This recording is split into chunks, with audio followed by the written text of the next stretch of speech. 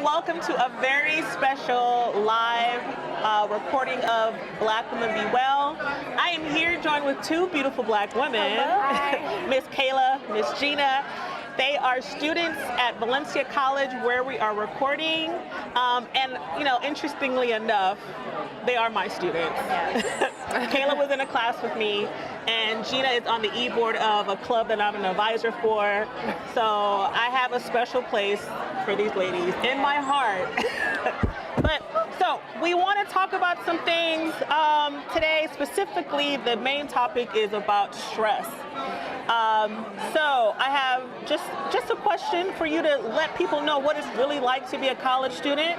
What are some things that are really stressful about being in college? Well, so for me, one thing would be the course load. So just, especially if you're new to college or you haven't been in college for that long, knowing how to figure out what your course load is going to be and just how you're going to delegate time to each one of those things is really difficult. Yeah. Especially depending on the class. So that's one thing. So for those that are tuning in, you might not know what she means by course load. Obviously, you might think of the number of classes you take, but we use a credit hour system. So is that what you're talking about, right? Yes. The number of credits you register for. So full term is 12 credits. 6 credits is part-time. But like you said, sometimes the harder classes could require more time outside of class. Yes. Yeah. Yes. Give me an example. So, not gonna lie, I've had to take a biology class more than once here. Okay. And that course load, usually most classes are 3 credits. Yeah. Biology is 4. And it literally says in the syllabus that you have to dedicate 25 hours outside of class to do the work in that class. 25 hours a week? Yes. Okay. Might be more than that, but... That can be stressful. Yes. That's like a part-time job. It's a part-time job, and you have to also consider the fact that you have other stuff in your life. Yes. Right. And if you have other classes, and if you work, yes. Right. Yes. Okay, so course load is a trigger for stress. Yes. All right, what about you, Geena? Stress. For me, I just feel like, because I'm a first-generation college student, so I have no guidance, as far as family, hey, how did you do this? So I guess figuring out my own path, how I'm gonna, just everything, the whole experience is just stressful. Yeah. Just navigating this environment. If no one is there to tell you here's how the process works, or here's what I did. You're right. And you have to be careful too with here's what I did, because if your mom did it 20 years ago, college is totally different now. Right? Exactly. People also don't realize we speak a different language here. What is FAFSA? What is it really? Or what scam? Wait. We might have to edit that, girl. We might leave that in just for the laughs. But we speak a different language here. It's just a different way of life. And if you don't have someone really to help you, it can be really stressful. And you just moved here, right? Exactly. So it's a new college with my environment. grandparents. With your grandparents. So they don't know about FAFSA. Right. They don't know. And then a new area, you're getting to learn Orlando. Yeah. So that could be really stressful. It is. What about some things that are stressful to Black women in particular? What do you think? I would probably just say, how people view you, how you get viewed as a Black woman. Personally, I'm mixed, so I am half white and half Black, so sometimes I'm on one side and then sometimes I'm on the other. But I have noticed that a lot of times it is somewhat harder to get sometimes information as a Black woman. I feel a lot of the times they cater to Black men more than Black women. You have to break this down for us. Okay. Give me an example. I feel you, but yes. Right. You get it too? Yes. All right, we need to educate and it's some just people because, though. Break it down. Go ahead. Say if I went into the aid office, and I'm not speaking about everybody's like this, but I feel as though when I go in there, they kind of feel I'm not as educated just to understanding how the things work, even though I've been here, you know?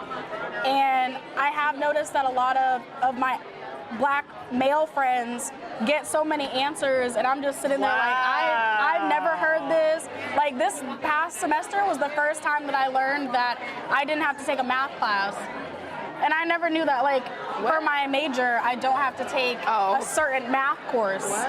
And I just found this out this semester That's really interesting, because it's already hard to, like, really know who you are as, like, within your own identity because of the history of being black and, you know, being lost through slavery and all that. But to even come here in this environment where, you know, it's supposed to be a place of embrace so that you can come into yourself.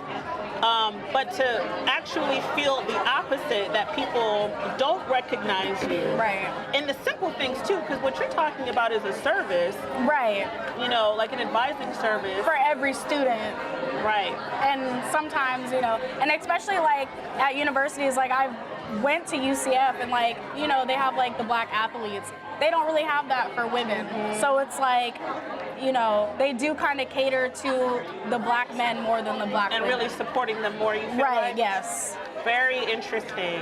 Huh. Okay. Yes. Gina, you kind of agreed with what she said. I do. Do you have your own example of that? I just feel like it has to deal with, like, specifically for this generation, I don't know about previous, like, older people or whatever, but, like, social media, like, it kind of influences, you see interracial couples and it's mainly black man with another race. So everybody's like, oh, well, let me just follow the trend and appeal to the black man or whatever, you know. Yeah. But, sorry. Yeah, no, go ahead. But the question was college or, like, education? College. Or, I mean, yeah, if you wanted to talk about education in general, that's fine too. So for me with college, I feel like stereotypes, like what, piggybacking off what she said, how the expectation is, oh, she's less educated, or oh, let me talk to her like this because she may not understand or whatever. Right. I get that, but also like when it comes to fitting in, like social-wise, like finding your friend groups or whatever, I feel like if you don't act a certain way, like you're not, like, you know, you have to act like however to fit in, and if they see, oh, like, why do you act like that? Like, they don't try and understand you, they just automatically like, oh, you're not like me, so let me just Like not that day in the you. library. What? Remember that day with that lady? Oh, yes. Story. This is a story. Oh my gosh. Wait, She was- don't share nobody's name though. No, I don't even know her name. Generic. Yeah. All right. So Old lady in the library. So we were in the library with young black men, and we're all sitting at a table. We're whispering, right? Being very quiet. You like know the telephone game? telephone. We were playing telephone. Okay, Right? so it's literally a quiet. Oh, It's literally a whispering quiet game. game. So this lady comes in and she says, I've told y'all need to go. Y'all need to get out. Oh. And she told us, she said, your mamas didn't raise you right. Yes, that's what she said to us. And I was like, there's so many other people in here yelling and talking loud and being disrespectful, and they are not of color. That's hard. And the lady was of color as well, though. That's hard. Yes. That's hard. And But I 'cause, personally- and that was my issue with college. Like, where is my safe space? And Right. sometimes I did wish I went to a HBCU, because it's like, when you talked about having to change, like, you know, it's code switching. Yes. Like, I'm constantly code switching to let people know I belong here with you. Exactly. Right. And that's like so much pressure. Like, I have Yes. to change the way I talk, and Yeah. I try to kind of shrink my demeanor a little bit. And that so I adds to don't- the stress. That adds to the stress, Yes. right? Because you don't want people to think you're like super dramatic or the angry black woman. So I try to Exactly. be like I belong here. Yeah. But I wish there were spaces in education that created opportunities for us For you to be yourself. just to relax. Like, Yes. can I listen to some hip hop and nobody get offended? Or can I speak in a slang and you still know that I'm educated? You know? Right. So that part I totally relate to, and I'm sorry that you experienced like actual things that happened to you that you know weren't great. And that's why for my podcast, I really stress the importance of really knowing who you are and being self-confident, and finding your voice and your safe space within you so that you carry it with you. Because when times happen in life, like those examples, I mean, that could discourage you potentially.